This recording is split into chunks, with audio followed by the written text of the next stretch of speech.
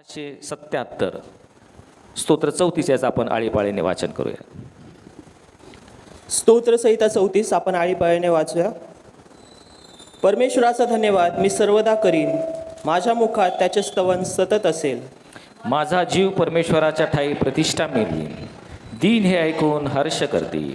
तुम्ही माझ्याबरोबर परमेश्वराची थोरवी गा, आपण सर्व मिळून त्याच्या नावाची महती वर्णूया. मी परमेश्वराला शरण गेलो आणि त्याने माझा स्वीकार केला. त्याने माझ्या सर्व भयापासून मला सोडविले. ज्यांनी त्याच्याकडे पाहिले ते प्रकाश पावले, त्यांची मुखे लज्जेने कदापि काळवणणार नाहीत.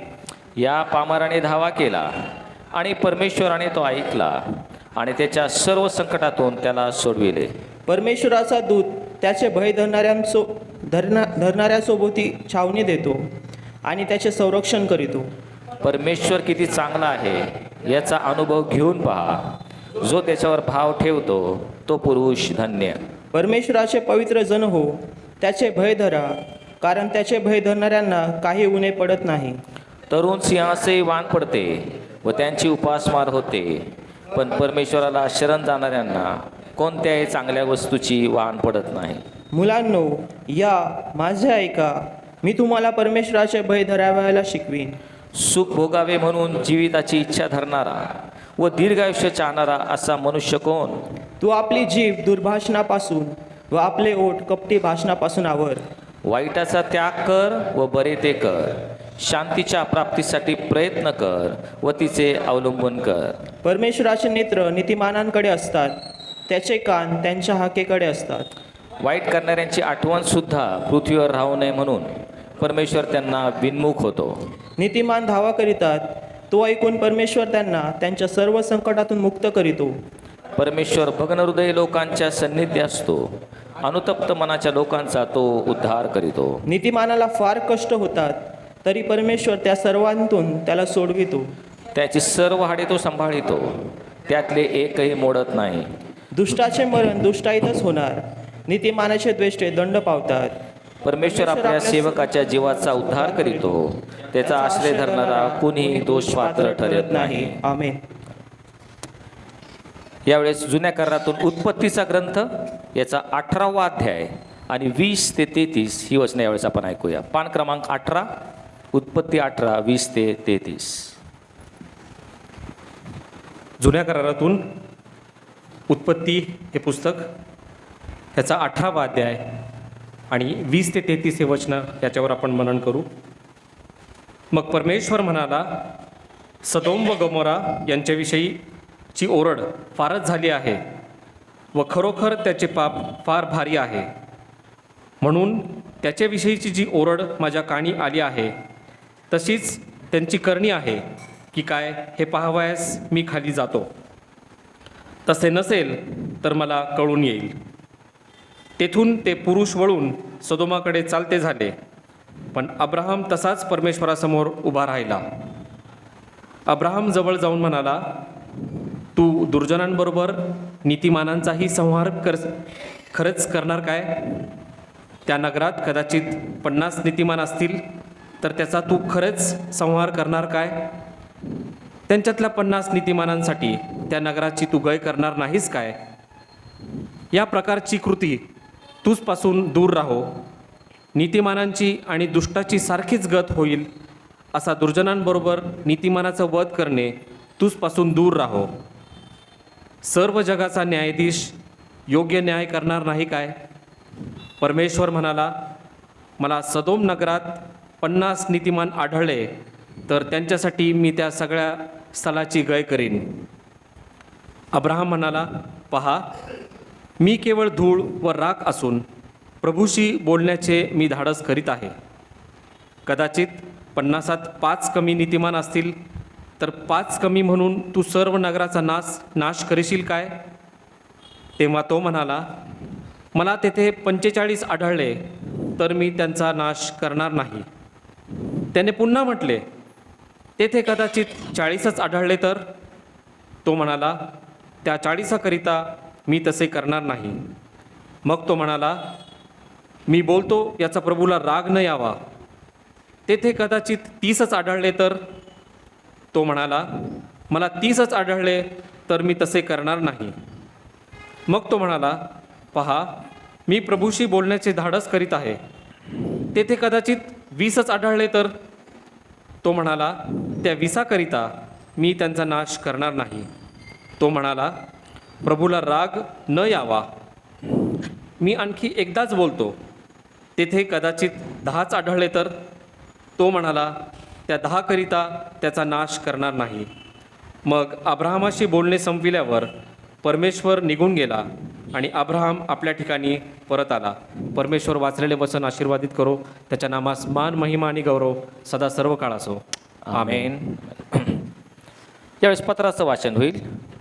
पौलाचे रोमकरास पत्र याचा 8वा अध्याय आणि 28 ते 30 ही वचनं पान क्रमांक 215 याच्यावर आहे. आपण रोमकरास पत्र याचा 8वा अध्याय आणि 28 ते 30 ही वचनं वाचूया. परंतु आपल्याला ठाऊक आहे की देवावर प्रीती करणाऱ्यास म्हणजे त्याच्या संकल्पाप्रमाणे बोलल्यास देवाच्या करणीने सर्व गोष्टी मिळून कल्याणकारक होतात.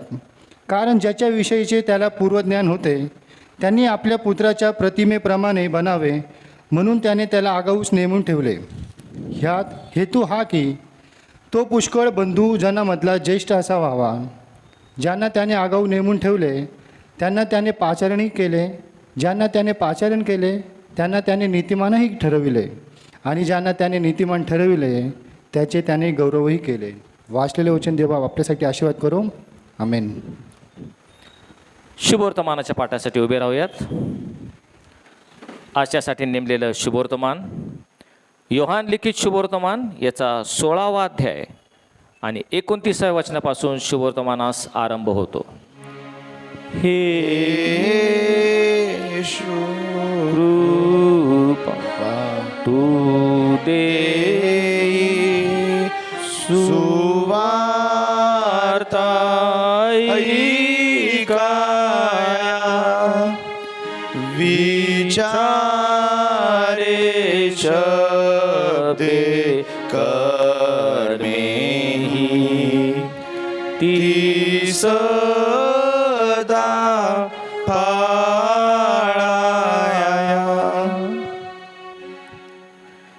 त्याचे म्हणजे येशूचे शिष्य म्हणाले, पहा, आता आपण उघड बोलता आणि योक्तीने काही सांगत नाही. आता आम्हाला कळले आहे की आपल्याला सर्व काही कळते आणि कोणी आपल्याला विचारावे याची आपल्याला गरज नाही. यावरून आपण देवापासून आला आहात असा आम्ही विश्वास धरतो. येशूने त्यांना उत्तर दिले, आता तुम्ही विश्वास धरता काय? पहा, अशी वेळ येत आहे, किंबहुना आली आहे की तुमची दानादान होऊन तुम्ही सर्व आपापल्या घरी जाल व मला एकटे सोडाल. तरी मी एकटा नाही, कारण पिता माझ्याबरोबर आहे.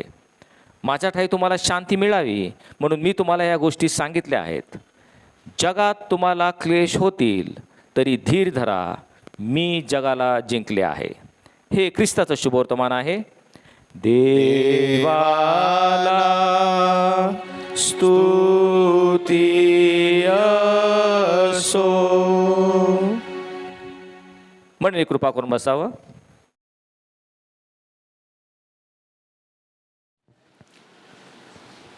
देवाचं वचन म्हणजे दुधारी तलवार.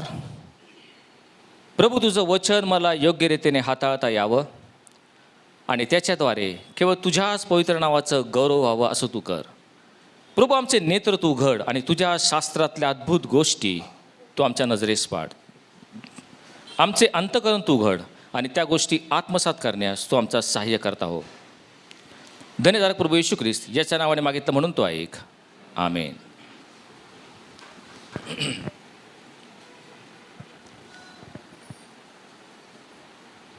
चांगल्या लोकांसोबत वाईट का घडते? चांगल्या लोकांसोबत वाईट का घडते? हे एक अतिशय गहन प्रश्नावर ज्वलंत प्रश्न, दैनंदिन जीवनामध्ये आम्हाला भेडसावणारा, आम्हाला संभ्रमात पाडणारा प्रश्न, याच्यावर आज आपण थोड्या वेळ विचार करणार आहोत. देवाचे लोक, चांगले लोक यांच्याबरोबर वाईट का घडते? हा अनुभव आपल्याला प्रत्येकाला आला असेल आणि त्याचं कारण शोधण्याचा आज आपण पवित्र शास्त्रातून प्रयत्न करणार आहोत. हा जो प्रश्न आहे तो हजारो वर्षापासून देवाचे सेवक त्याचे निवडलेले यांना वेळोवेळी पडण्यात आला आहे की चांगल्या लोकांसोबत वाईट का घडतं. 3000 वर्षापूर्वी योब हा देवाचा सेवक आणि त्याला देखील एक प्रश्न पडला. योब याचा 21वा अध्याय आणि 7वं वचन तो म्हणतो, दुष्ट का जिवंत राहतात, ते समृद्ध का होतात. देवाचे लोक आहेत, ते संकटामध्ये आहेत, ते अरिष्टामध्ये आहेत, त्यांच्याकडं पेच प्रसंग आहेत, पण सभोवताल मी पाहतो दुष्ट लोक आहेत, बेईमान लोक आहेत, परंतु ते जिवंत का राहतात, ते समृद्ध का होतात. ते वाढीधिडीला लागलेले आहेत, ते समृद्ध आणि संपन्न होत आहेत, त्यांची भरभराट होत आहेत, पण देवाचे लोक संकटात आणि अरिष्टात का. योबाला हजारो वर्षापूर्वी पडलेला प्रश्न. इर्मया संदेष्टा 12वा अध्याय 1 वचन तो म्हणतो, दुष्टांचा मार्ग सफल का होतो, बेईमान करणाऱ्यांना सुख समाधान का प्राप्त होते. तो संपूर्ण जगामध्ये पाहतो, अवतीभोवती ते नजर टाकतो आणि तो म्हणतो दुष्टांचा मार्ग सफल होत आहेत, जे लाचलुचपत करत आहेत, भ्रष्टाचार करत आहेत, बेईमानी करत आहेत, ते मात्र सुख समाधान पावत आहेत, ते भरभराट होत आहेत, त्यांना वैभव ऐश्वर्य त्यांच्या पायाशी लोळण घेत आहेत. पण देवाचे सेवक संकटात, अरिष्टात, दुःख आणि क्लेश असं का, हा प्रश्न इर्मयाला देखील पडलेला आहे. आज आपण स्तोत्र वाचलं. स्तोत्र 34 दावीद त्या ठिकाणी म्हणत आहे, परमेश्वर किती चांगला आहे याचा अनुभव तुम्ही घेऊन पहा, जो त्यावर भाव ठेवतो तो मनुष्य कितीतरी धन्य. परमेश्वर चांगला आहे, आमचा देव चांगला आहे आणि म्हणून देव आणि चांगुलपण यांची सांगड आपण घालत असतो. देव आणि चांगुलपण हे एकनिष्ठ आहेत, एकमेकाशी संबंधित आहेत. देव नेहमी आमचं चांगलंच करणार कारण देव चांगला आहे, हा आमचा एक समज आहे. आमचा देव आमचं कधीच वाईट करणार नाही, हा संपूर्ण आमच्या समाजामध्ये, आमच्या मंडळीमध्ये एक आमची धारणा आहे की देव आमचं कधी वाईट करत नाही कारण देव चांगला आहे. मग असं म्हटल्यानंतर, हे विधान केल्यानंतर एक प्रश्न आपल्या डोळ्यासमोर उभा राहतो. देव जर चांगला आहे तर मग त्याचे लोक, त्याचे निवडलेले लोक, त्याचे लेकरं, त्याचे पुत्र आणि कन्या हे संकटात का. का ते अरिष्टांनी घेरलेले आहेत, का त्यांच्या भोवती संकट आणि पेच प्रसंग आहेत, दुःख, क्लेश आणि यातना त्यांना का. जर देव चांगला आहे तर मग त्याच्या लेकरांना संकट का. ख्रिस्ती विश्वासणारे देवाचे स्वतःचे लोक हे संकटामध्ये, अरिष्टामध्ये, त्या संभ्रमामध्ये आहेत, क्लेश आहेत, त्यांना दुःख आहे, आर्थिक ओढाताण चालवलं आहे. हे सर्व का. देवाने आमच्याकडे नजरआड केली आहे का, देव आमच्याकडे दुर्लक्ष केलेलं आहे का, म्हणून आम्ही संकटात आहोत का, हा प्रश्न आम्हाला पडत आहे. देव जर सर्व समर्थ आहे, आमचा देव सर्व शक्तिमान आहे आणि आमचा देव जर चांगला आहे तर मग त्याच्या पुत्र आणि कन्या यांना अरिष्ट का. का त्यांच्यामध्ये दुखणं आहेत, का दुर्धर आजार आहेत, का त्यांना आर्थिक ओढाताण सहन करावे लागते, हा प्रश्न आम्हा सर्वांना पडत असेल. म्हणजे एका ठिकाणी आम्ही म्हणतो देव सर्व समर्थ आहे, आमचा देव शक्तिशाली आहे, देवांचा देव आहे आणि तो चांगला आहे. आणि त्याच ठिकाणी दुसरीकडे आम्ही पाहतो त्याचे स्वतःचे निवडलेले लोक, त्याच्यावर विश्वास ठेवणारे, त्याच्या आज्ञा पाळणे, त्याच्या मार्गात चालणारे हे सर्व प्रकारे अरिष्टांपुढे घेरलेले आहेत, संकटांना सामना करत आहेत, जीवनामध्ये संघर्ष आहे, आर्थिक ओढाताण त्यांच्यामध्ये चालू आहे. हे गणित कुठंतरी जुळत नाही, कुठंतरी चुकतं आहे. हे जे गणित आहे, हे जे समीकरण आहे, हे काय योग्य आपल्याला वाटत नाही, असा प्रश्न आपल्या सर्वांना पडतो. याचा अर्थ एकतर देव चांगला नाही किंवा देव चांगला आहे, परंतु आजचे आमचे जे विश्वासणारे आहेत, त्याचे विश्वासणारे, त्यांच्यावर येणारे संकट, अरिष्ट, दुःख आणि क्लेश हे थोपवणं एवढी ताकद त्याच्यामध्ये नाही, तेवढं सामर्थ्य त्याच्यामध्ये नाही. कारण वाईटाचा प्रादुर्भाव जास्त होत आहे, वाईट चांगल्यावर हवी होत आहे असं मला या ठिकाणी वाटतं. मानवी बुद्धीची एक विचारधारणा आहे, एक मनसरणी आहे की देव चांगला आहे तर ह्या देवाने त्याच्या विश्वासणाऱ्यांवर, त्याच्या निवडलेल्यांवर उपकारांच्या राशींच्या राशी ओतल्या पाहिजेत आणि जे अरिष्ट, संकट, दुःख आणि क्लेश आहेत यांना आमच्यापासून त्याने थोपवलं पाहिजे, त्याने आमच्यापासून दूर केलं पाहिजे. कारण देव चांगला आहे, तो आमचा देव आहे, आम्ही त्याचे लेकर आहोत, तो आमचा स्वर्गीय पिता आहे आणि मग अरिष्टांपासून त्याने आम्हाला दूर ठेवलं पाहिजे. हा सर्वसाधारण विचार ख्रिस्ती समाजामध्ये नेहमीच आहे आणि तो योग्य आणि उचित आहे असं मला वाटतं. आमचा असा ठाम विश्वास आहे की आम्ही मनुष्य आहोत, होय आम्ही चुकणारे प्राणी आहोत आणि म्हणून कदाचित आम्ही जरी चुकलो, मार्गभ्रष्ट झालो, देवाची आज्ञा आम्ही पाळली नाही, परंतु आम्ही त्याचे लेकरं आहोत आणि म्हणून तो देव आहे, तो आमचा पिता आहे, तर आम्ही कितीही चुकलो तरी त्याने आमच्यावर प्रीती केलीच पाहिजे आणि आम्हाला आशीर्वादित केलंच पाहिजे आणि सर्व संकट आमच्यापासून दूर केलेच पाहिजेत. ही आमची एक विचारधारणा किंवा मनोसरणी आहे.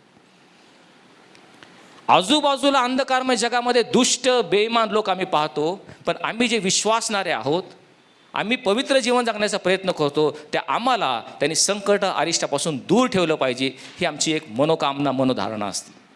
हेच विचार अब्रामाचे आहेत ज्यावेळेस परमेश्वर सोदोम आणि गोमोराचा नाश करायला निघाला.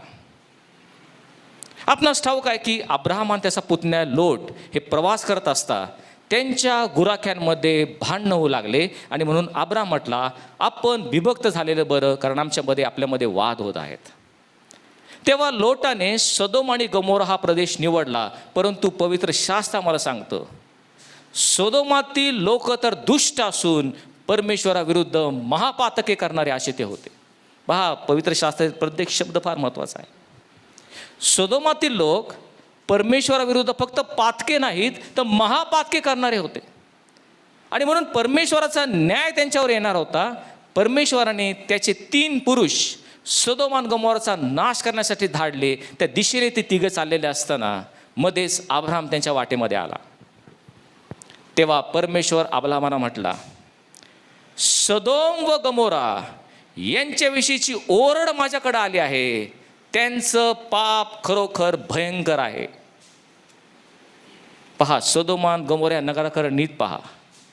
त्या नगरामध्ये भयंकर प्रकारचं जार कर्म, भयंकर व्यभिचार, भयंकर अनिती आणि अनैसर्गिक प्रकारचे जार कर्म आणि व्यभिचार चालू होते.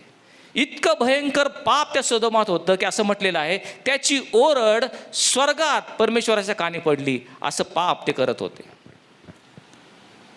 परंतु आपल्याला ठाऊक आहे अब्रामाचे भाऊबंद त्या सदोम गमोरामध्ये अडकले होते आणि म्हणून आपले भाऊबंद, आपला पुतण्या लोट, त्याचं कुटुंब हे त्यातून वाचावं ही अब्रामाची मनोमन इच्छा असून अब्राम त्या पुरुषांना सामोरे झाला आणि त्यांची मध्यस्थी मनधरणी करू लागला की त्या नीतिमान लोकांना त्याच्यामध्ये नाश होऊ नये. आणि पहा अब्राम काय म्हणतो. अब्राम त्या ठिकाणी म्हणतो, अब्राम परमेश्वराला म्हटला, तू दुर्जनांबरोबर नीतिमानांचाही संवाद खरोखर करणार काय? फार मार्मिक आणि अति महत्त्वाचा प्रश्न अब्राम परमेश्वराला विचारत आहे. जे दुर्जन त्या ठिकाणी आहेत, त्यांची अनिती तुझपर्यंत आलेली आहे, त्यांचा नाश तू करणार, पण त्या सदोमात त्या दुर्जनांबरोबर काही नीतिमान देखील आहेत. कदाचित थोडके असतील, पण त्या दुर्जनांबरोबर जे नीतिमान विश्वासणारे आहेत त्यांचाही तू नाश करणार काय? अब्राम त्याला प्रश्न विचारतो. हा प्रश्न कदाचित अब्रामाने त्याच्या कुटुंबाच्या प्रीतीपोटी, प्रेमापोटी, फार उतावळेपणाने सारासार विचार न करता त्याने विचारलेला आहे. तू सर्वसमर्थ देव, जगाचा न्यायाधीश आहेस, त्या दुर्जनांबरोबर तू नीतिमानांचाही नाश करणार काय?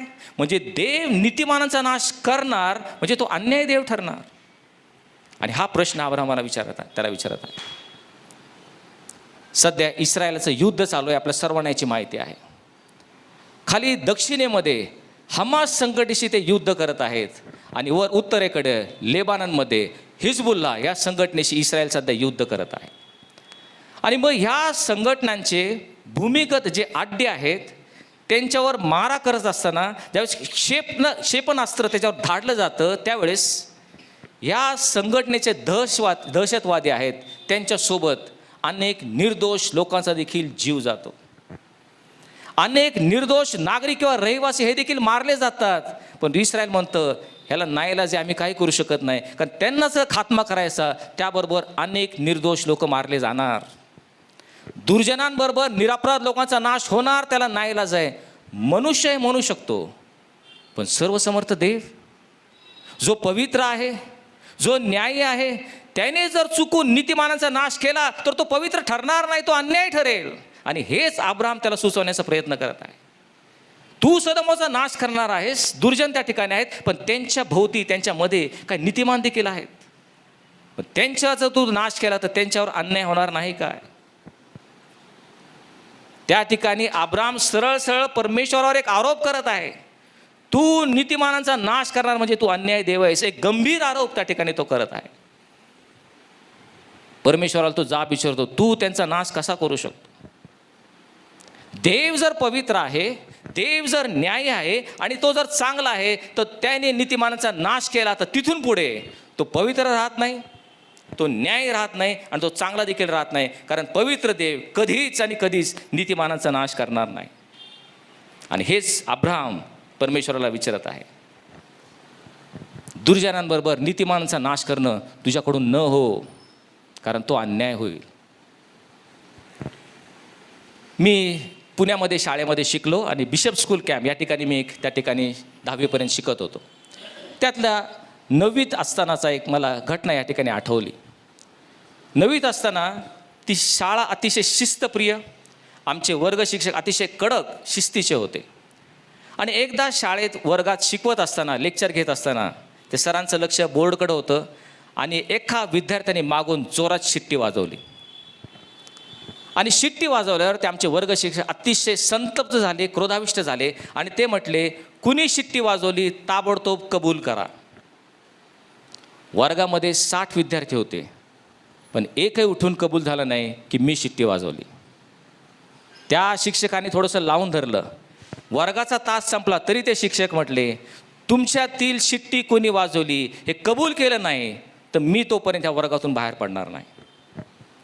15 मिनटं झाले, 20 मिनटं झाले, अर्धा तास झाला तरी कोणी कबूल व्हायना. त्यावेळेस त्या शिक्षकांची शिक्षा देण्याची एक पद्धत होती.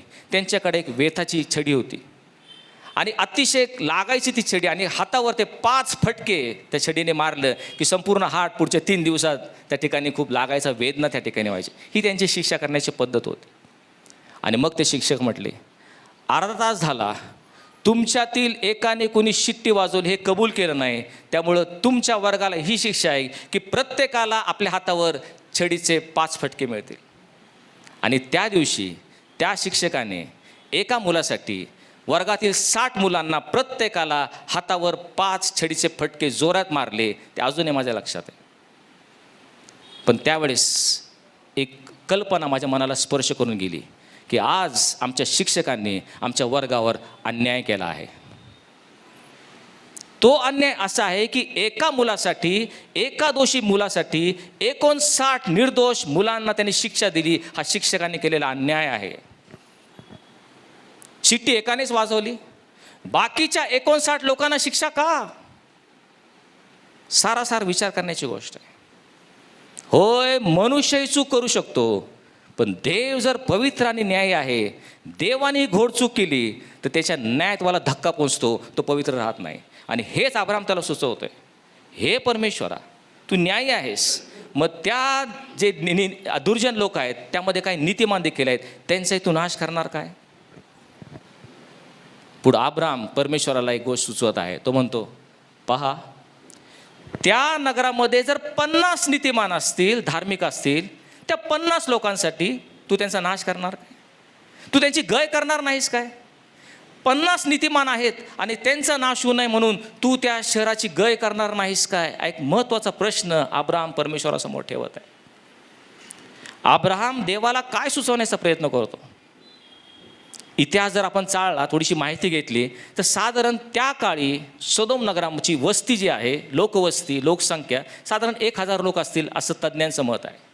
मग अब्राहम त्याला म्हणत आहे, परमेश्वरा, त्या सदोम नगरामध्ये 1000 लोक राहत आहेत, त्यातले 950 लोक दुर्जन आहेत, जारकर्मी आहेत, व्यभिचारी आहेत, पण 950 मध्ये 50 लोक असे आहेत की जे नीतिमान आहेत. मग 1000 लोकांचा नाश करताना त्या 50 नीतिमान लोकांकडे तुझं लक्ष जाणार नाही काय? त्यांचा तू उगाच नाश करणार काय? हा त्यांच्यावर अन्याय होणार नाही का परमेश्वरा? 50 नीतिमानांसाठी त्यांची तू गय करणार नाहीस काय? पहा, अब्राहम देवाला त्याचं देवपणाची आठवण करून देत आहेत. जर तू देव आहेस तर 25व्या वचनामध्ये तो म्हणतो, या प्रकारची गोष्ट तुझ्याकडून न हो, नीतिमानांची आणि दुष्टाची सारखीच गत होईल, असं दुर्जनांबरोबर नीतिमानांचं वध करणं हे तुझ्यापासून दूर राहो असं अब्राम म्हणत आहे. तू दोघांना सारख्याच दृष्टिकोनातून पाहू नकोस.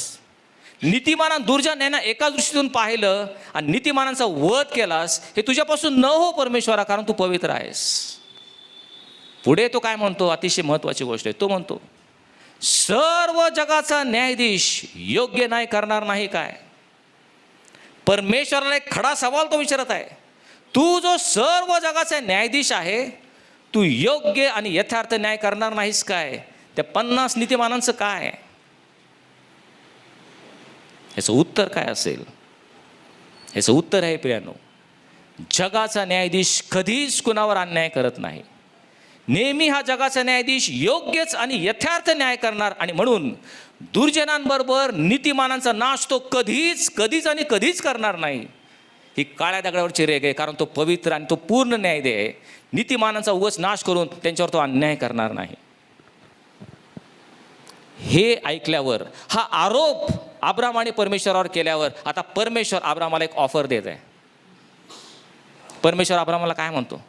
तो म्हणतो, तू जर मला म्हणतोस की नीतिमानांचा 50 नीतिमानांसाठी मी त्यांची गय करावी, तर मग ऐक. परमेश्वर अब्रामाला म्हटला, मला सदोम नगरीमध्ये 50 नीतिमान जर आढळले तर त्या 50 नीतिमानांसाठी त्या सर्व सदोमाची मी त्या ठिकाणी क्षमा करेल, त्यांच्यावर गय करेल. उलट परमेश्वर त्याला सांगत आहे, अब्रामा 50 नीतिमानांचं तू घेऊन बसलास, त्या नगरामध्ये जर 50 नीतिमान असतील तर त्या 50 नीतिमानांसाठी बाकीचे 950 दुर्जन आहेत, जे अधर्मी आहेत, ज्यांची ओरड माझ्यापर्यंत आलेली आहे, ज्यांचं पाप मोठं भयंकर आहे, त्या 950 जणांना माफ करायला, त्यांची गय करायला मी तयार आहे. आता तू बोल. अब्राहम परमेश्वर त्याला उलट खडा सवाल करत आहे. अब्राहमाला आता त्याची घोडचूक कळाली. आपण किती सारासार विचार न करता उतावळेपणाने कसं आपण बोलून गेलो आणि परमेश्वरावर कोणता आरोप केला हे अब्राहमाला कळाल्यावर अब्राहम काय म्हणतो, प्रभू मी तर धूळ आणि राख आहे. याचा अर्थ मला तू क्षमा कर. मी धूळ राख आहे, तरी मी तुझ्याशी बोलण्याचं धाडस करत आहे. काय धाडस करतो? 50 कमी 5 असतील तर? प्रश्न कर. समजा 45 असतील तर? अब्राहमा एक कुठून तरी आपल्या लोटाची सुटका व्हावी, भावाची सुटका व्हावी ह्या हेतूने 50 कमी 5 असतील तर? परमेश्वर म्हणतो 45 असतील तरी मी त्या सर्वांची गय करेल, सर्वांना माफ करेल. पुन्हा अब्राहम बोलतो, प्रभू पुन्हा एकदा बोलतो 40 असतील तर? पाहतो कसा विनवणी करत चाललेला आहे. परमेश्वर म्हणतो 40 धार्मिक लोक त्या ठिकाणी दिसले तर मी तसं करणार नाही, त्यांचा नाश करणार नाही.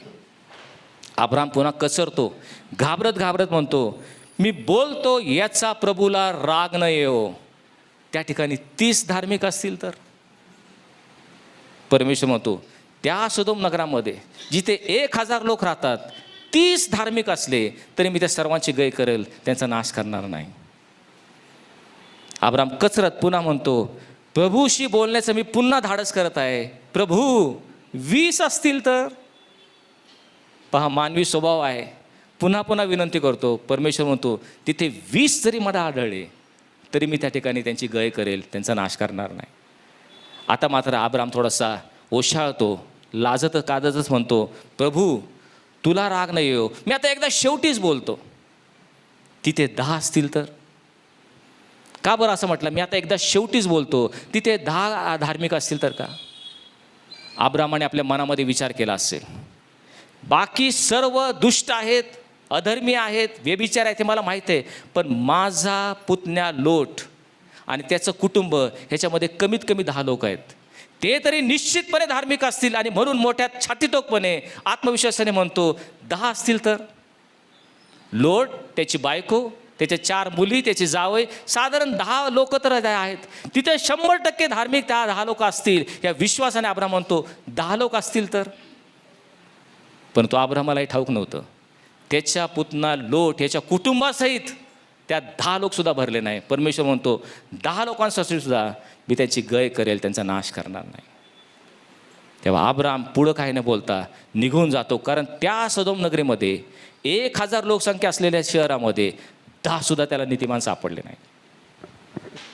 प्रियानो, नेहमीच आमची हे कळकळ असते, आमचा प्रयत्न असतो की दुर्जनांबरोबर नीतिमानांचा नाश होऊ नये, आणि हाच विचार आज आम्ही करत आहोत, ह्याच्यावर आम्ही मनन करत आहोत की जे नीतिमान आहेत त्यांच्यावर संकट, त्यांच्यावर अरिष्ट, त्यांचा नाश, त्यांच्यावर एक दुर्धर आजार, त्यांना आर्थिक संकट, हे सर्व का पडत आहेत?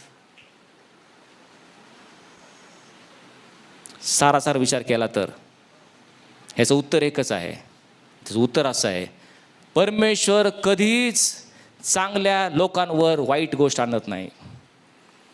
हे फार मोठं विधान मी करत आहे, परंतु हे सत्य आहे. चांगल्या लोकांवर परमेश्वर कधीच वाईट गोष्टी आणत नाहीत. तुम्ही म्हणाल असं कसं म्हणता पाळक साहेब, आम्ही तर एवढे चांगले आहोत, आम्ही देवाचं वचन वाचतो, आज्ञा पाळतो, दर रविवारी चर्चला येतो, शेवटला रविवार असला तरी येतो, पहा आम्ही या ठिकाणी आलो आहोत, आमचा वेळ खर्ची घालून सुट्टी असेल तरी दानधर्म करतो, परोपकार करतो, आणि आम्ही चांगले असून आमच्यावर वाईट गोष्टी येतात. आमच्यावर संकट आहेत, अरिष्ट आहेत, त्या ठिकाणी आमचा जो व्यवहार आहे, व्यवसाय आहे, तो त्या ठिकाणी आमचा डुबलेला आहे, आर्थिक ओढाताण आहे. चांगले असून सुद्धा आमच्यावर वाईट गोष्टी येतात ना, मग तुम्ही असं कसं म्हणता? माझा प्रश्न असा आहे, तुम्ही जे चांगले आहात हे कुणी ठरवलं तुम्ही चांगले आहात? कोण ठरवतं तुम्ही चांगले आहात? आपण इतरांकडे बघतो, इतरांची तुलना करतो, आणि त्याच्यापेक्षा मी चांगला आहे, ही अशीच आहे, ही अशी बोलते, हिच्यापेक्षा मी चांगले आहे, आपणच ठरवतो की मी चांगला आहे. आणि म्हणून आम्हाला असं वाटतं चांगल्या लोकांबरोबर वाईट का घडतं? कारण आपण दुसऱ्यांची तुलना करून आपल्या स्वतःचं चांगुलपण ठरवलेलं असतं. प्रश्न असा आहे, चांगल्या लोकांची वाईट गोष्टी का घडतात? हे चांगुलपण कोणी ठरवायचं? देवाच्या दृष्टिकोनातून आम्ही कोण चांगले आहोत हे बघणं महत्त्वाचं आहे.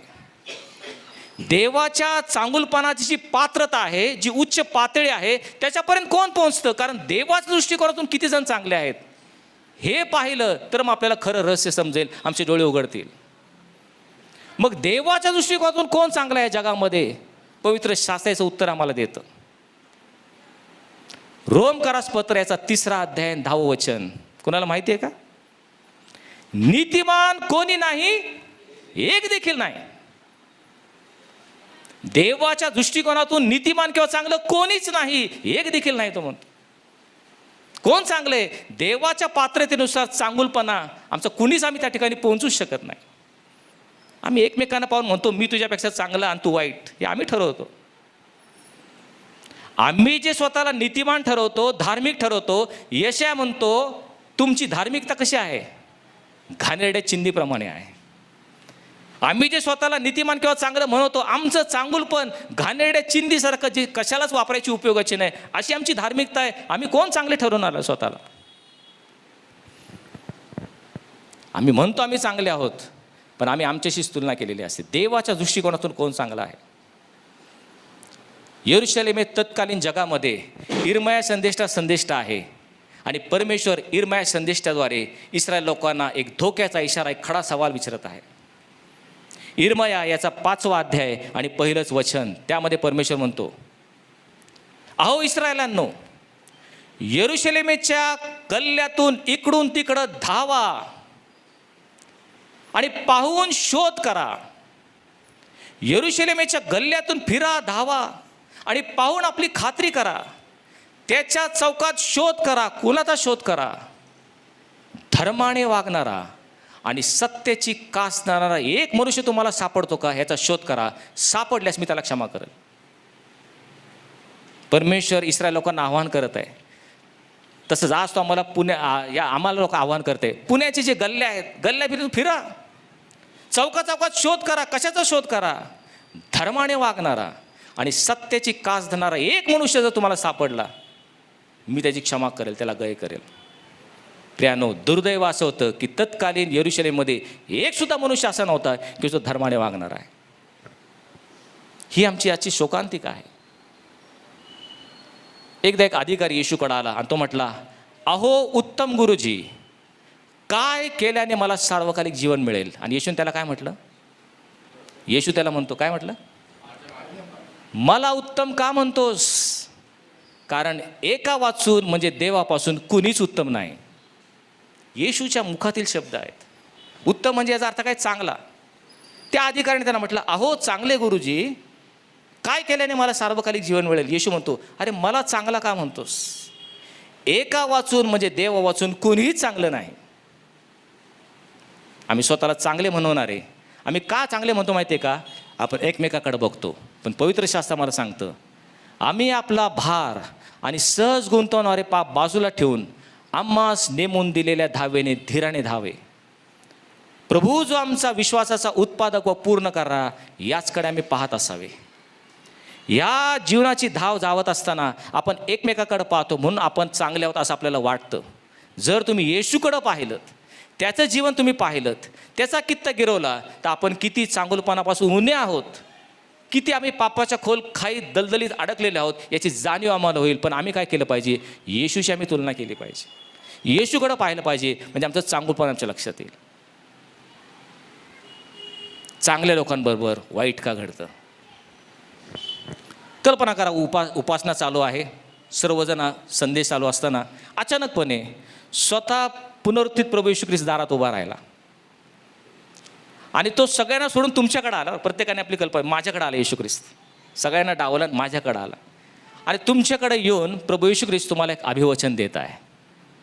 प्रभू येशू ख्रिस्त म्हणतो, आजपासून पुढे, इथून पुढील उर्वरित आयुष्यात तुझं मरण येऊपर्यंत तुला कुठल्याच प्रकारचं अरिष्ट, संकट, दुखणे, क्लेश, आजार हे तुला येणारच नाहीत. असं जर त्याने आपल्याला अभिवचन दिलं तर किती बरं होईल ना आपल्याला. सर्व दिवस सुखासमाधानाचे. मग त्या ठिकाणी कामाला जायला नको, कष्ट करायला नको, घाम गाळायला नको, सर्व आम्हाला सुखासुखी होणार आहे असं अभिवचन जर प्रभूने दिले तर आम्हाला किती आनंद होईल. प्रियांनो, तुम्हाला असं वाटेल, ही कल्पना केलेली आहे आपण की प्रभू येशू ख्रिस्त असं कधी म्हणेल का? पण मला तुम्हाला सांगू द्यात, हे अभिवचन प्रत्येक त्याच्या विश्वासणाऱ्याला, प्रत्येक त्याच्या पुत्र आणि कन्या याला परमेश्वराने येशू ख्रिस्ताने देऊन ठेवलेलं आहे. अगोदरच दिलेलं आहे. 2000 वर्षापूर्वी पवित्र शास्त्रामध्ये याची नोंद केलेली आहे की तुमचे दुःख सहन तुम्हाला करावं लागणार नाही. आता हे ऐकल्यावर तुम्हाला आश्चर्याचा धक्का बसेल. आम्ही या ठिकाणी दुःखात आहोत, क्लेशात आहोत, आमचे संकट कसं आम्ही सोडवतो आमचं आम्हाला माहिती आहे, एवढे अरिष्ट आमच्यावर आहेत, एवढं कर्ज झालेलं आहे. हे सर्व असताना तुम्ही असं कसं म्हणता की येशूने म्हटले की तुम्हाला कुठलंच दुःख सहन करावं लागणार नाही? हे कसं काय? हे समजण्यासाठी आम्हाला एक महत्त्वाचं रहस्य जाणून घेणं महत्त्वाचं आहे. आणि त्यासाठी कृपा करून विनंती करतो की लक्ष देऊन ऐका. पुढील जी गोष्ट मी सांगत आहे अतिशय महत्त्वाची आहे. हे रहस्य, हे गूढ किंवा हे गुपित तुम्हाला कळालं तर संपूर्ण शिववर्तमानाचं सार तुम्हाला कळाल्यासारखं होईल. आणि परमेश्वराचे गुप्त गुपित हे आपल्याला कळाले तर पुढचं जीवन काढण्यासाठी आपल्याला मदत होणार आहे. येशूने आपल्याला आश्वासन दिलं आहे की तुम्हाला दुःख सहन करावं लागणार नाही, तुमच्यावर अरिष्ट आणि संकट येणार नाहीत. पण कशा प्रकारे हे पुढं आपण पाहत आहोत.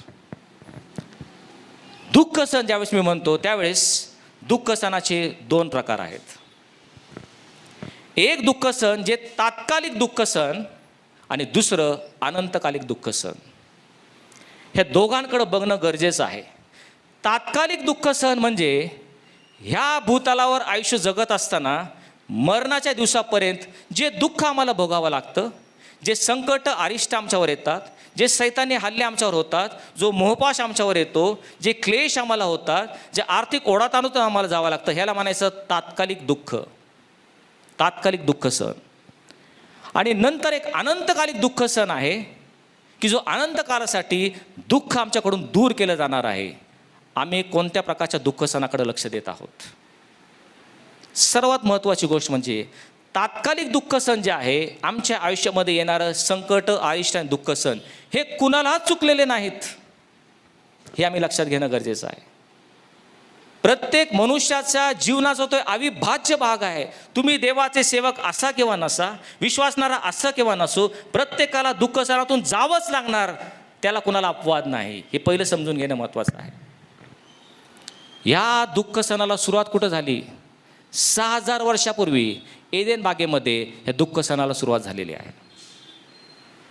परमेश्वराने आदाम आणि हव्वेला निर्माण केलं, त्यांना पवित्र स्थितीमध्ये निर्माण केलं आणि एकच आज्ञा दिली, मध्ये बऱ्या वाईटाचं ज्ञान असणाऱ्या झाडाचं फळ तुम्ही खाऊ नका, ज्या दिवशी तुम्ही खाल त्याच दिवशी तुम्ही खास मराल. पण दुर्दैवानं आदाम आणि हव्वानं पाप केलं, पापाचं वेतन मरण जगामध्ये आलं. आणि ज्यावेळेस त्यांच्याकडून परमेश्वराची आज्ञा मोडली गेली त्यावेळेस परमेश्वर आदाम आणि हव्वाकडे आला आणि तो त्यांना काय म्हणतो हे फार महत्त्वाचं आहे. परमेश्वर त्या स्त्रीला म्हटला, आता मी तुझं दुःख व तुझी गर्भधारणा बहुगुणित करीन. तू क्लेशाने लेकरं प्रसवशील. दुःखाला सुरुवात तिथे झालेली आहे प्रियान. तो त्या स्त्रीला म्हटला, तुझं दुःख आणि तुझी गर्भधारणा मी द्विगुणित करणार. तू क्लेशाने पुत्र प्रसवशील. ह्या स्त्रीला क्लेशाने पुत्र प्रसवण्याची त्या ठिकाणी दुविधा कुठं आली? त्या एदेन बागेमध्ये आलेले. तिथेच दुःखाला सुरुवात झालेली आहे. आता संपूर्ण दुःख मानवजातीत पसरलं. त्यातून कुणाची सुटका नाही. किती विश्वासणार असू दे, ह्या जगामध्ये या दुःख सणातून आपली सुटका नाही. मग तो आदामाकडे आला आणि आदामाला काय म्हटला? तू पाप केलंस, तुझ्यामुळं भूमीला शाप आला आहे. तू आयुष्यभर कष्ट करून खाशील. ही जमीन तुला काटे आणि कुसळे देईन. तू निळाच्या घामाने आपली भाकर मिळवशील आणि ती मातीला जाऊन मिळशील, कारण त्यातून तुझी निर्मिती आहे. तू माती आहेस, त्यातून तुझी उत्पत्ती आहे आणि शेवटी मातीला मिळशील. हा परमेश्वराने त्याला दिलेला त्या ठिकाणची शिक्षा आहे. आणि म्हणून त्या दिवसापासून आजपर्यंत मानवजातीमध्ये प्रत्येकाला कष्ट, निडाळ्याच्या घामाची भाकर, दुःख, संकट, अश्रू, आजार आणि क्लेशदायी मरण हे सर्व प्रत्येकाला ठरवून दिलेलं आहे. त्यामध्ये कधीच बदल होत नाही. म्हणून मी चांगला आहे, मी परमेश्वराचा आहे, मी विश्वासणारा आहे, मी दानधर्म परोपकार करतो, म्हणून या संकटापासून प्रभू तुम्हाला अलिप्त कर. हे अरिष्ट माझ्यावर येऊ देऊ नको. मला सुखाधामाचं जीवन जगू दे. मला तू समृद्ध कर, माझी भरभराट होऊ दे. ही समज चुकीची आहे, कारण हा जीवनाचा एक अविभाज्य भाग आहे. 6000 वर्षापूर्वी परमेश्वराच्या मुखातून निघालेले शब्द कधीच खोटे ठरत नाही. आयुष्यभर शेवटपर्यंत संकट, कष्ट, अरिष्ट येत राहणार, कारण परमेश्वराने आदामाला दिलेला त्या ठिकाणी ते शिक्षा आहे, ती संपूर्ण मानवजातीमध्ये आलेली आहे. उदाहरणार्थ, प्रत्येकाला मरण अटळ आहे. का? कारण परमेश्वराने म्हटलं होतं, ज्या दिवशी तुम्ही हे फळ खाल त्या दिवशी तुम्ही मराल. आणि ते मरण मानवजातीमध्ये आलेलं आहे. मग कितीही देवाचा सेवक असू दे, महान त्या सुवार्थक असू दे, एखादा प्रॉफिट असू दे, कुणी जरी असला, किती सेवा कार्य केलं असेल, तो शेवटी मरणार का नाही? प्रत्येकाला मरण आहेच, मरावंच लागणार आहे, कारण ते देवाने दिलेलं त्या ठिकाणी शिक्षा आहे, अटळ आहे. तसंच प्रत्येकाला संकट, अरिष्ट येणारच. येणार म्हणजे येणार, त्यामध्ये बदल होणार नाही. तुम्ही किती देवाचे सेवक असाल, मोठी सुवार्थ सांगितलेली असेल, मोठं सेवा कार्य केलं असेल, पण त्या ठिकाणी परमेश्वराने भूमीला दिलेला जो शाप आहे, ही भूमी शापित आहे. आणि म्हणून शेवटपर्यंत अश्रू, संकट, अरिष्ट हे सर्व आपल्याला एक अविभाज्य भाग आहे, आम्ही लक्षात घेतलं पाहिजे. परंतु दुसरं एक दुःख आहे, ज्याच्याविषयी पवित्र शास्त्र देखील आम्हाला सांगतात, ते म्हणजे अनंत काळाचं दुःख सण. एक अनंत काळाचं दुःख सण आहे. यामध्ये मात्र जे देवाचे विश्वासणारे आहेत, देवाचे पुत्र आणि कन्या आहेत, प्रभूचे दास आणि दासी आहेत, त्यांना मात्र आता पर्याय आहे. ते अनंत काळाचं दुःख सणापासून दूर आणण्यासाठी आपल्याला एक सुविधा त्या ठिकाणी दिलेली आहे. त्यासाठी आम्हाला एक पर्याय आहे. अनंत काळाचं दुःख तुम्ही आणि मी टाळू शकतो, की जे अंधकारमय जगातील लोक त्या ठिकाणी टाळू शकत नाही. जे वाईट लोक आहेत त्यांच्यासाठी अनंत काळाचं दुःख ठरवून दिलेलं आहे. पण जे चांगले आहेत, ज्यांना आत्ता वाईट गोष्टी होतात, त्यांना त्यावेळेस मात्र सुख, समाधान आणि अनंत काळाचं सुख त्या ठिकाणी मिळणार आहे, हे मी लक्षात घेतलं पाहिजे. त्या दुःख सणाविषयी येशू ख्रिस्त म्हणतो की ते माझ्या लेकरांना सहन करावं लागणार नाही. तो पर्याय आमच्याकडे आहे. ते अनंत काळाचं दुःख कोणासाठी आहे? रोमकरासपत्र याचा 6वा अध्याय 23वा वचन, कारण पापाचे वेतन मरण आहे. पापाचं वेतन मरण आहे. म्हणजे जे पापी आहेत, जे वाईट लोक आहेत, त्यांचं वेतन मरण हे अटळ आहे. आणि मरण कोणतं मरण? त्या मरणाविषयी असं म्हटलेलं आहे की त्यांच्यासाठी अग्नीचा आणि गंधकाचा सरोवर, जेथे रडणे आणि दात खाणे अनंत काळासाठी चालतं, जिथे किडा मरत नाही आणि अग्नी विसत नाही, जिथे परमेश्वराचं सान्निध्य आणि समक्षता नाही, जिथे परमेश्वराची कृपा, दया आणि क्षमा पोहोचू शकत नाही, जिथे अनंत काळासाठी केवळ एकच किंकाळी त्यातून बाहेर पडू शकेल, माझ्या देवा, माझ्या देवा, तू माझा त्याग का केलास? या अनंत काळाच्या दुःख सणापासून तुमची सुटका होऊ शकते, ही आजची सुवार्ता आहे. त्याकडे आम्ही लक्ष दिलं पाहिजे. ती टाळण्यासाठी मी प्रयत्न केला पाहिजे. तात्कालिक दुःख तर सर्वांनाच आहे, याच्याकडे दुर्लक्ष करा. ते अविभाज्य, तुम्ही विश्वासू असू नसा ते तुम्हाला येणार, पण जे विश्वासू आहेत त्यांना अनंत काळाचं दुःख सण टाळता येतं, ही आजची सुवार्थ आहे. आणि त्याची सुविधा ही आपल्याला आत्ताच मरणाच्या आत केली पाहिजे.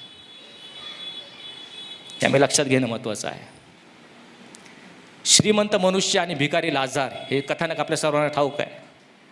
श्रीमंत मनुष्य आहे, या जगामध्ये मोठ्या बंगल्यात राहतो, ख्याली खुशालीने जगतो, तलमताकाची वस्त्रे घालतो, पंचपक्वानं खातो, सर्व सुखात चाललेलं आहे. आपल्याला स्वप्नात वाटेल असं आयुष्य तो जगत आहे. त्याच्याच दाराशी भिकारी लाजार, त्याच्या टेबलावरून पडलेल्या तुकड्यांवर तो जगत आहे.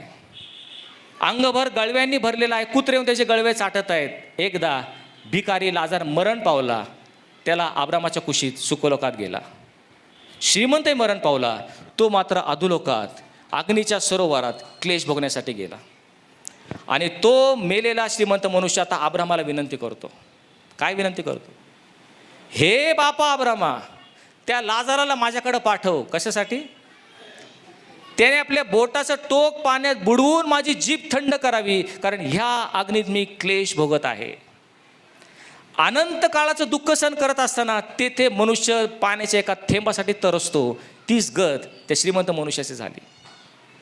त्यावेळेस अब्राम त्याला काय म्हटला? मुला, ह्या आयुष्यात जीवन जगत असताना तू सुख भरून पावलास आणि दरिद्री लाजार दुःख भरून पावलास, याची आठवण कर.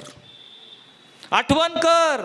ह्या जगात असताना तुला जे स्वप्नात वाटलं हे आयुष्य सुखी समाधानी जावं, वैफल्य वैभव ऐश्वर माझ्या पायाशी लोळण घ्यावं, सर्व तुला मिळालं. पण आता अनंत कालासाठी पाण्याच्या एका थेंबासाठी तू तरसत आहेस. पण हा दरिद्री लाजार, होय सर्व दुःख त्याने ह्या आयुष्यात भोगलं. त्या भाकरीच्या तुकड्यासाठी तरसत होता.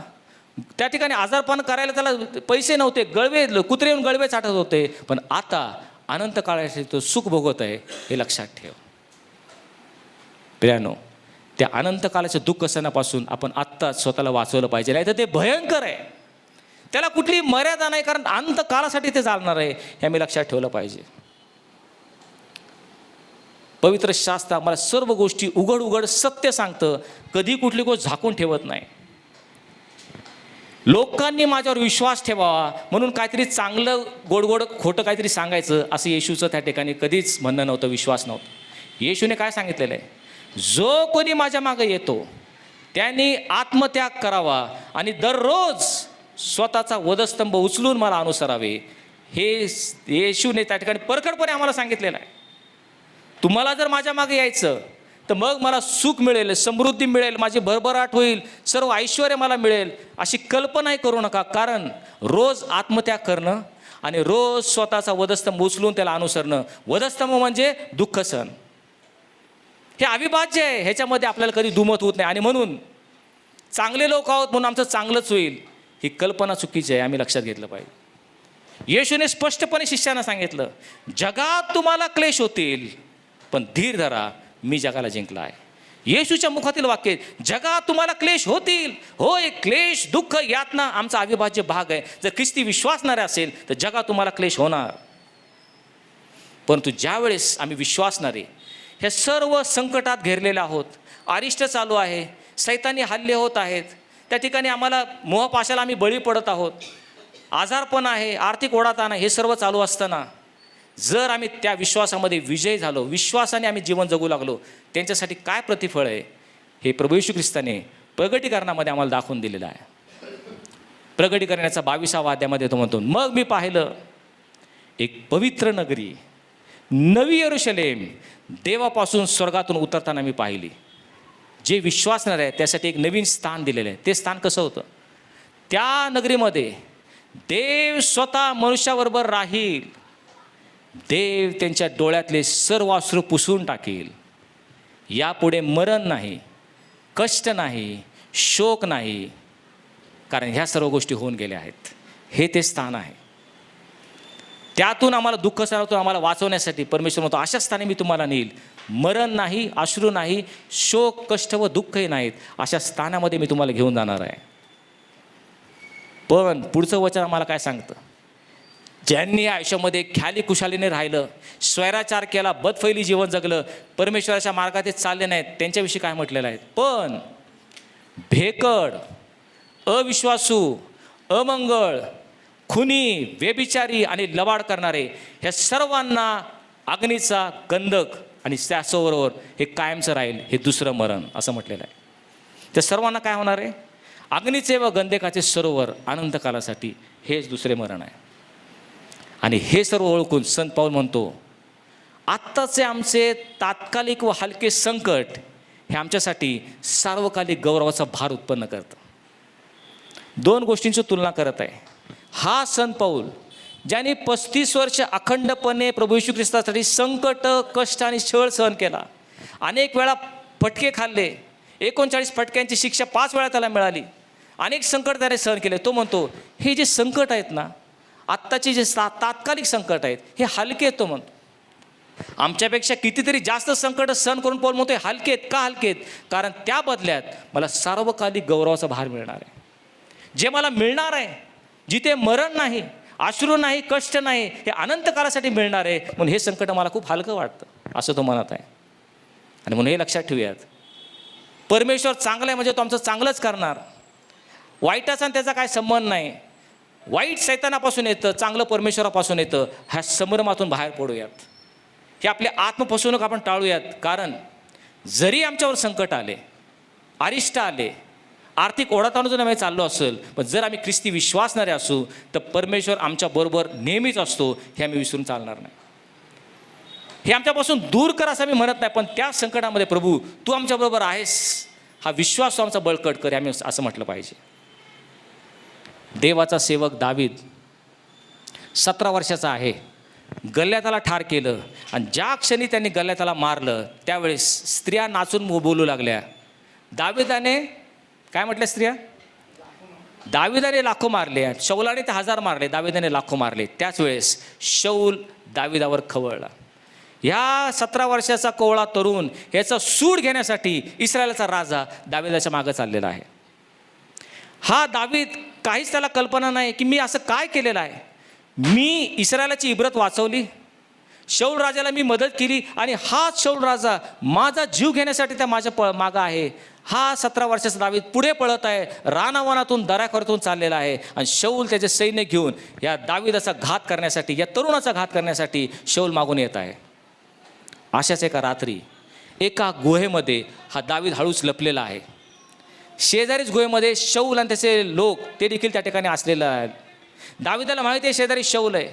मी थोडा जरी आवाज केला आणि शौलाला कळालं तो माझा घात करणार, मृत्यू माझ्या जवळ आहे, ही दावीदाला पूर्ण कल्पना आहे.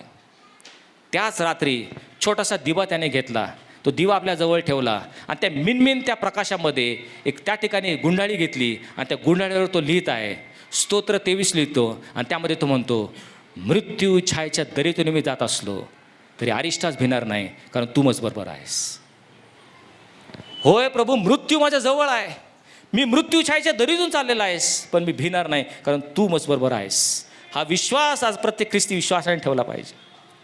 आमच्यावर किती अरिष्ट संकट आले, आम्ही त्या ठिकाणी किती मोहपाश आले, सैतानी हल्लेले, तरी प्रभू तू मज बरोबर आहेस हा विश्वास आम्ही धरला पाहिजे. हे महत्त्वाचं आहे. दुःख सणातून दूर कर असं नाही, पण दुःख सण करत असताना मला तू सहाय्य करता हो. आमच्यापासून दुःख सण दूर कसा होणार? कारण आमचा प्रभू येशू ख्रिस्त ज्याचा कित्ता आम्ही गिरवतो त्याची वाट कोणती होती? पूर्ण दुःख सणाची वाट होती. त्याला वाया डोलोरोसा म्हणतात. वाया डोलोरोसा म्हणजे काय? दुःख सणाची वाट.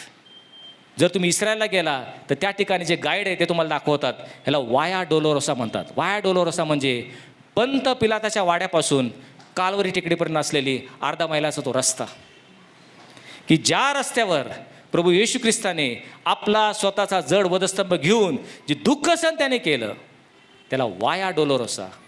आमच्या प्रभूचा जर वाट दुःख सणाची असेल तर तुम्ही आणि मी सुख, समृद्धी, समाधान आणि वैभव याचा अपेक्षा आम्ही कसं करू शकतो? प्रियानो, रोमकरास पत्र 8 अध्याय 28 वचन तो म्हणतो, आपल्याला ठाऊक आहे देवावर प्रीती करणाऱ्यास म्हणजे त्यांच्या संकल्पाप्रमाणे बोलवलेल्यास देवाच्या करणीने सर्व गोष्टी मिळून कल्याणकारक होतात. हा आमचा विश्वास पाहिजे. जरी किती संकट अरिष्ट आले तरी त्यामध्ये देव आमच्याबरोबर आहे. शेवटचं एक योसेफाचं उदाहरण सांगतो मग मी थांबतो. योसेफाचं उदाहरण आपल्या सर्वांना ठाऊक आहे. 12 पैकी सर्वात धाकटा हा मुलगा योसेफ, याकोबाचा आवडता आणि म्हणून आपल्या आवडत्या मुलासाठी याकोबाने एक झगा शिवलेला होता. तो झगा त्या योसेफाला देताच बाकी 11 त्याचे भाऊ त्याचा द्वेष करू लागले.